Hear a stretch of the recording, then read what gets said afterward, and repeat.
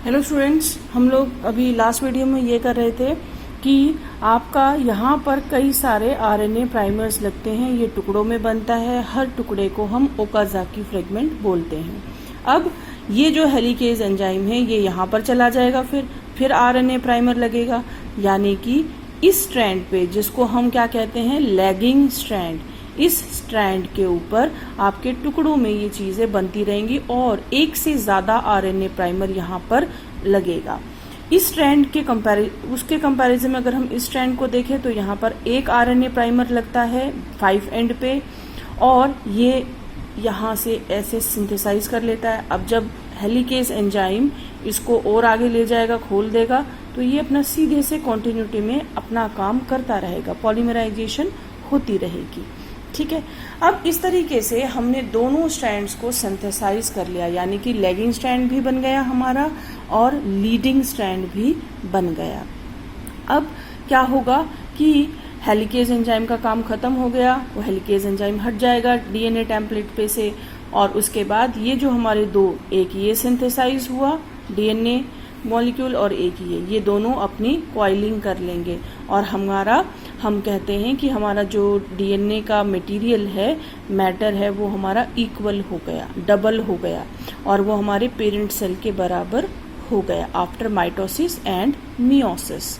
अब क्या होगा कि देखो, अभी पूरा का पूरा नहीं हुआ, अब इसके अंदर आरएनए प्राइमर है, ये डीएनए के अंदर नहीं होते, तो इन आरएनए प्राइमर को हटा दिया जाएगा।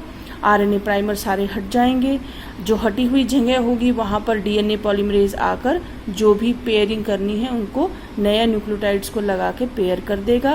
प्लस डीएनए पॉलीमरेज ये भी देखेगा कि कहीं गलत कोई न्यूक्लियोटाइड तो नहीं लग गया, यानी कि हम उसे कहेंगे प्रूफ रीडिंग। और ये डीएनए की प्रूफ रीडिंग होने के बाद आपका नया जो करेक्टेड न्यूक्लियोटाइड है उसको डीएनए पॉलीमरेज अटैच करवा देगा। ठीक है, तो इस तरीके से हमारी प्रूफ रीडिंग भी हो जाएगी, और प्रूफ रीडिंग के बाद लास्ट स्टेप जो होगा वो होगा हेलिकल कॉइल फॉर्मेशन, यानी कि ये जो डीएनए बना है ये अपना हेलिकली कॉइल्ड हो जाएगा, जैसे हमने वॉटसन एंड क्रिक के मॉडल में देखा था कि हमारा डीएनए के दो स्ट्रैंड्स आपके हेलिकली कॉइल्ड होते हैं। ठीक है, तो इस तरीके से हमारी डीएनए रेप्लिकेशन होती है। अब बात आती है कि प्रोकैरियोट्स और यूकैरियोट्स में क्या डिफरेंस होता है। जो डिफरेंस होता है वो होता है एंजाइम्स के रूप में।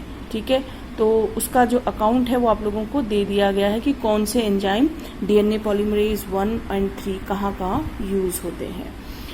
उसके बाद अब आते हैं क्वेश्चंस पे। तो जो क्वेश्चन है वो आता है नीट के ऊपर या सीबीएसई बोर्ड में भी रेप्लिकेशन फॉर्क में।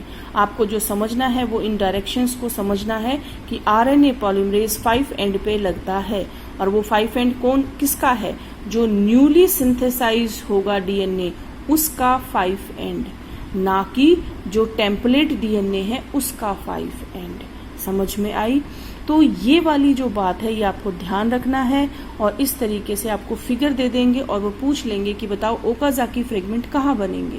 ओकाज़ाकी फ्रेगमेंट भाई वहां बनेंगे जहां पर आपका लेगिंग स्ट्रैंड बनना है, यानी कि न्यूली सिंथेसाइज जो पेरेंटल डीएनए होगा 3 to 5 डायरेक्शन में, 3 to 5 डायरेक्शन में जो पेरेंटल डीएनए उसके ऊपर ओकाज़ाकी बनेगा आपका।